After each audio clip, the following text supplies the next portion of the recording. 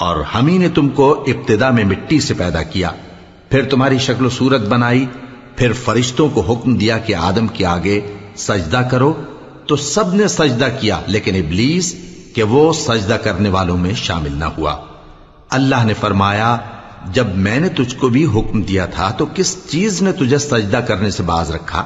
اس نے کہا کہ میں اس سے افضل ہوں، مجھے تو نے آگ سے پیدا کیا ہے اور اسے مٹی سے بنایا ہے۔ فرمایا تو بہشت سے اتر جا، تجھے شایع نہیں کہ یہاں تکبر کرے، پس نکل جا کہ تو ذلیل لوگوں میں سے ہے۔ اس نے کہا کہ مجھے اس دن تک مہلت عطا فرما جس دن لوگ قبروں سے اٹھائے جائیں گے۔ فرمایا اچھا، تجھ کو مہلت دی جاتی ہے۔ بولا کہ مجھے تو نے گمراہ کیا ہی ہے،